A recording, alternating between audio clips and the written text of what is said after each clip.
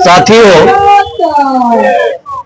या जमे हुए सभी जाबाज मेरे साथियों को मेरा जय मूल्यवाती। आज माननीय वामन मेश्राम साहब जी ने इस देश में 4 चरणों में जो आंदोलन छेड़ा है वो कोई 4 तारीखें नहीं है और कोई ज्ञापन देना, रैली निकालना, आंदोलन करना ये मकसद नहीं है। जो अल्पसंख्यक ब्राह्मण है, जो विदेशी है, इस मुल्क में जो घुसपैठिया है, हेलो, जो असल में घुसपैठिया है वो विदेशी ब्राह्मण हम बहुसंख्यक बहुजन समाज के ऊपर राज कर रहा है। ये गुलामी को रोकने के लिए और हम बहुजन समाज को आजादी हासिल करने के लिए ये 4 चरणों में आंदोलन छेड़ा है। तो साथियों, हेलो साथियों, शायद आवाज बड़ा होने से वो बंद हो रहा है।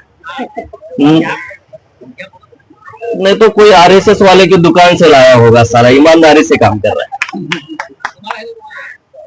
साथियों, हम लोगों को ब्राह्मणों के गुलामी से आजादी हासिल करने की लड़ाई इस देश में माननीय वामन मेश्राम साहब के पहले हमारे महापुरुषों ने ये लड़ाई लड़ी। Hello hello hello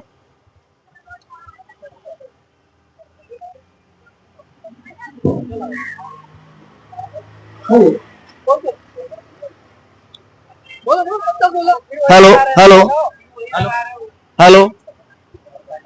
hello hello hello hello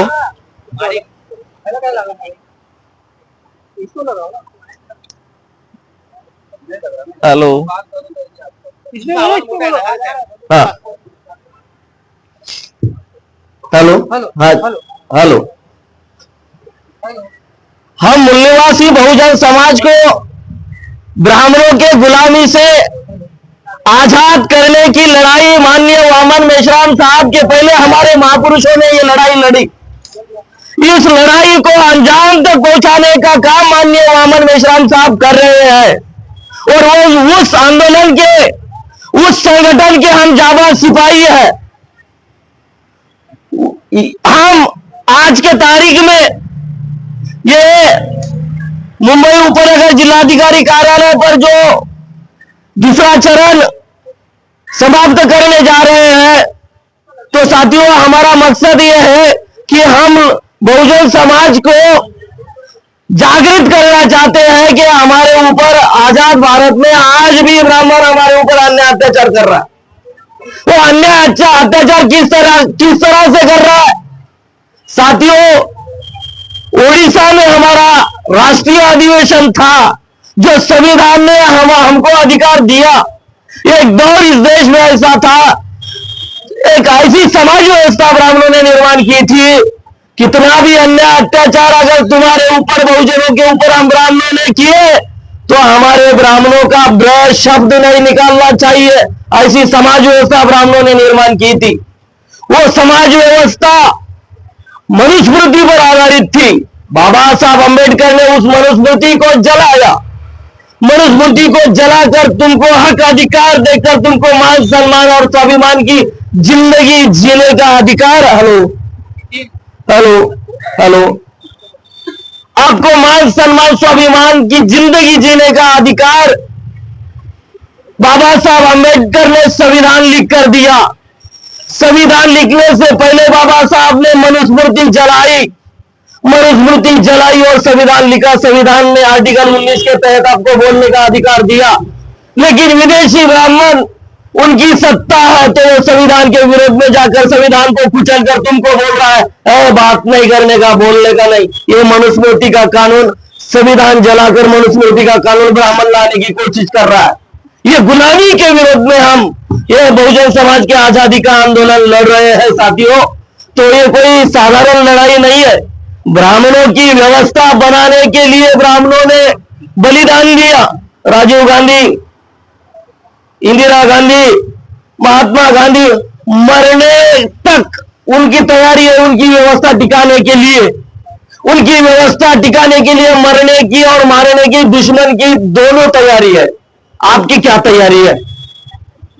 यह आपके ऊपर निर्भर है। आपको जितना जल्दी ये ब्राह्मणों के गुलामी से आजाद होना है, उतना ज्यादा समय हम लोगों को इस आंदोलन को देना पड़ेगा। बहुत सारी समस्या में हम जिंदगी जी रहे हैं साथियों, लेकिन वो समस्या को बाजू में रखना होगा और ये ब्राह्मणों के गुलामी से जो आजादी का आंदोलन है, वो आंदोलन में हमको खुद पहल करके स्वयं प्रेरणा से इस आंदोलन में शरीक होना होगा, सहभागी होना होगा। और 22 फरवरी को जो आरएसएस के ऊपर हमको चलकर जाना है, वो 22 फरवरी आरएसएस के हेडक्वार्टर पर क्यों जाना है? मेश्राम साहब ने आरएसएस का हेडक्वार्टर ही क्यों चुना भाई? संसद पे क्यों मोर्चा नहीं निकाला? समझने वाली बात है। हेडक्वार्टर ही क्यों चुना? क्योंकि 500 शूरवीर महावीरों ने जो शनिवार वाड़ा से पेशवाई चलती थी, उस पेशवाई को 500 शूरवीरों ने खत्म किया। हेलो हेलो हेलो, जो शनिवार वाड़ा से पेशवाई चलती थी, वो पेशवाई हमारे 500 शूरवीरों ने गाजर मूली की तरह ब्राह्मणों को काटकर खत्म किया। ये गौरवशाली इतिहास हमारा है। पेशवाई की गुलामी लोगों ने स्वीकार किया था। बहुत लोगों की भीड़ थी, वो भीड़ थी, वो उन्होंने गुलामी स्वीकार की, पेशवाई स्वीकार की। कुछ लोगों ने तो पेशवाओं के तलवे चाटना भी शुरू किया था। उस दौर में 500 लोगों ने डिसाइड किया कि हम लोगों को इस पेशवाई से बहुजन समाज को आजादी हासिल करना है। उनका दुश्मन निर्धारित था। संख्या से 500 ही थे, 28,000 थे, कुल मिला के 30,000 थे, 2,000 भाग गए थे। भगोड़े है, उनका चरित्र ही भगोड़े है। वो षड्यंत्रखोर है। आपके विरोध में वो षड्यंत्र कर सकते हैं, आमने सामने की लड़ाई लड़ना उनकी औकात नहीं है। और इतिहास है, 500 शूरवीरों ने शनिवार वाड़ा से चलने वाली पेशवाई गाजर मूली की तरह काट कर समाप्त की। आज वर्तमान समय में जो दौर है, आरएसएस के हेडक्वार्टर से जो पेशवाई चल रही है, संविधान के माध्यम से इस देश में जो लोकतंत्र स्थापित हुआ, बहुजनों के कल्याण के लिए, उनके मान सम्मान स्वाभिमान के लिए, वो लोकतंत्र को खत्म करके वो ब्राह्मण तंत्र, लोकशाही को खत्म करके ब्राह्मणशाही जो प्रस्तापित करना चाहते हैं, बल्कि उन्होंने कर दी। हमको उसको समाप्त करने के लिए उस समय शनिवार वाड़ा था, आज के समय में हमको आरएसएस के हेडक्वार्टर पर चलकर जाना होगा। ये मकसद है। इस मकसद से हम लड़ाई लड़ रहे हैं। ये हमारे आजादी की लड़ाई है। इस लड़ाई में हम लोगों को ना कि केवल भाषणबाजी करना है, ना कि केवल यहां के माइक पर बोलना है, ना कि मेश्राम साहब ने कोई आंदोलन घोषित किया उसी दिन आना है। निरंतर हम लोगों को ये करना चाहिए। हमारे कॉर्नर मीटिंगें होना चाहिए, फिजिकल मीटिंगें होना चाहिए। ये सारा हम लोगों को करना होगा। गांव गांव जाना होगा, हमारे झोपड़पट्टी एरिया में जाना होगा, हमारे भाइयों को ढूंढना होगा, उनको जागृत करना होगा, इस लड़ाई में शामिल करना होगा।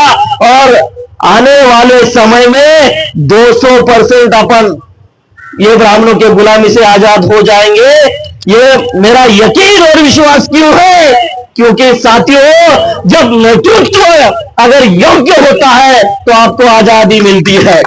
और आज के तारीख में तुम्हारा जो नेतृत्व है वो बेडर है, नीडर है। और ये बेडर और नीडर नेतृत्व के छत्र छाया में आप आंदोलन कर रहे हो। इतना बोलने की मेरी औकात नहीं थी, नहीं बोलता था, डर लगता था। लेकिन वामन मेश्राम साहब का ऐसा चेहरा भी देखा तो सारा डर भाग जाता है।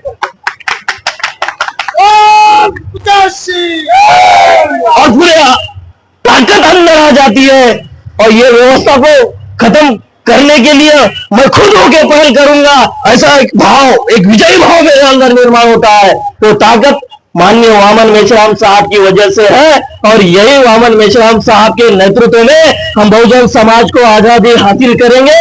संख्या मायने नहीं रखती, 500 ही थे, संख्या मायने नहीं रखती, 500 ही थे, हमारा इतिहास है। तो संख्या हमारी कितनी है ये इसके ऊपर हमारी आजादी निर्धारित नहीं है साथियों। हम लोगों को माननीय वामन मेश्राम साहब ने ब्लूप्रिंट दी है, उस तरह से हमको काम करना है, हमको निर्धारित काम के ऊपर अमल करना है। हम लोगों को हमारा दिमाग भी नहीं चलाना है साथियों। माननीय वामन मेश्राम साहब के नेतृत्व में हम 22 फरवरी को आरएसएस के हेडक्वार्टर पर जाएंगे। आप सभी लोग तैयार हो? आप सभी लोग आरएसएस के हेडक्वार्टर पर दुश्मन को घेरने के लिए तैयार हो? यस, पूरी जोश और होश के साथ हम दुश्मन को घेरेंगे, दुश्मन को सबक सिखाएंगे। और हमारी जो अभी उपलब्धि क्या है मालूम है? उपलब्धि, संगठन की उपलब्धि क्या है अभी मालूम है? सांप जो होता है, सांप आपको डसकर आपको खत्म करना उसका इरादा होता है। वो सांप जो है अभी तक वो बिल में था, बिल में ऐसा छिप कर, जो सांप था वो बिल में छिप कर था। तो हम लोगों को भी सांप को मारने का बड़ा शौक है, नागवंशी तो है ही है, लेकिन साला वो बिल में छिप कर रहता था। लेकिन माननीय वामन मेश्राम साहब ने महापुरुषों की विचारधारा को उगाल कर गर्म करके वो बिल में डालने का काम किया, और कटक में वही काम करने का राष्ट्रीय अधिवेशन होने जा रहा था। वो अधिवेशन को क्यों रोका? क्योंकि वो बिल के अंदर पानी जा रहा है और दुश्मन बाहर निकलने के लिए तैयार नहीं है, उनको वो डरा हुआ है, वो अंदर ही छिपने की कोशिश कर रहा है वो अंदर ही छिपने की कोशिश कर रहा है। लेकिन मेश्राम साहब डीएनए के आधार पर ब्राह्मण विदेशी है। मेश्राम साहब के आंदोलन की, ये महापुरुषों के विचारधारा की वजह से बिल से बाहर आना उनकी मजबूरी हो गई है साथियों। उन्होंने मजबूरी में राष्ट्रीय अधिवेशन को रोका, मजबूर हो गए रोकने को, इतनी ताकत हमारी बढ़ गई। इस बात को हमको ध्यान में रखना होगा। बिल के ऊपर अब पेशवाई का फना आ चुका है। नाग जो है, सांप जो है, वो बिल के बाहर आने के बाद में उसको कुचलने का कोई ज्यादा बड़ी बात तो नहीं है ना। अब हम की उपलब्धि क्या हो गई? दुश्मन बाहर आ चुका है, दुश्मन बाहर आ चुका है, एक्सपोज हो चुका है, सारे देश भर में दुश्मन एक्सपोज हो चुका है। खाली हमको उनके साथ में भिड़ने की तैयारी रखना होगा।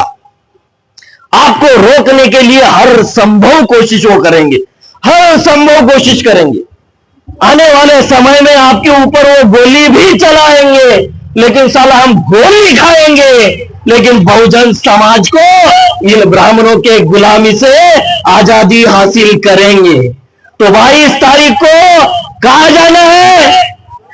नागपुर आरएसएस के हेडक्वार्टर पर। और मैं ये खुली चुनौती और चेतावनी देता हूं ये देश में के ब्राह्मणी व्यवस्था को, आप इस देश में हुक्मरान हो, जरूर हो, संसद में आप ताकतवर हो, लेकिन मैदान में ताकतवर हम हैं। संविधान के दायरे में रहो। मैदान में अगर जंग लड़ने की आपके ऊपर नौबत आई तो साला चड्डी पीली हो जाएगी। मैदान में हम ताकतवर हैं और मैदान की जंग, ये लड़ाई लड़ने के लिए हम समाज को तैयार करेंगे। और बेडर और नीडर नेतृत्व के नेतृत्व में हम आरएसएस के हेडक्वार्टर को घेरने का प्रयास करेंगे साथियों। ये हमको करना होगा। ये करने के लिए आपको कोई माई का लाल रोक नहीं लगा सकता, क्योंकि बाबा साहब डॉक्टर भीमराव अंबेडकर जी ने संविधान लिखकर, कोई किताब लिखकर नहीं बोल रहा हूं मैं, इस देश का कानून लिखकर आपको कानूनी हक अधिकार दिए, उस हक अधिकार का हमको खाली इस्तेमाल करना है। आपको शस्त्र दिया है, वो शस्त्र का आपको इस्तेमाल करना है, वो शस्त्र को जानना है, वो शस्त्र को हाथ में लेना है। आर्टिकल 19 ये शस्त्र है। इस शस्त्र को हाथ में लेकर आप आने वाले समय में आपको आपकी बोली को गोली करके इस देश में क्रांति लाने का प्रयास आप करने वाले हो। साथियों, इस बात को ध्यान में रखना होगा। संविधान इस देश का कानून है और इस देश में ये कानून चलाने वाले विदेशी ब्राह्मण है। आपको शासन करती जमात बनाने का सपना बाबा साहब अम्बेडकर ने संविधान के माध्यम से संविधान लिखकर वो सपना देखा था। वो सपना पूरा करने के लिए हर संभव प्रयास हम लोगों को भी करना होगा। इस तैयारी के साथ हम लोग 22 फरवरी को आरएसएस के हेडक्वार्टर पर चल जाएंगे और पूरी ताकत से जाएंगे और दुश्मन को इशारा दे रहा हो, आप कानून के दायरे में रहो, संविधान के दायरे में रहो, संविधान का सम्मान करो, क्योंकि संविधान को मानने वाले इस देश में संविधान के लिए मर मिटने वाले संख्या से बहुत ज्यादा है। हम आने वाले समय में हर संभव कोशिश हमारे नेतृत्व के दिशा निर्देशन में काम करेंगे और इसी आशा और विश्वास के साथ मैं अपने वाणी को पूर्ण विराम देता हूं। आपने मुझे बहुत शांतिपूर्ण तरीके से सुना और यहाँ पे मुझे बात रखने का मौका दिया, इसलिए आयोजन संयोजन समिति का भी मैं शुक्रगुजार हूं, आभार व्यक्त करता हूं। सबको मेरा जय मूल्यवासी, जय संविधान, जय भारत। बोल 50 से,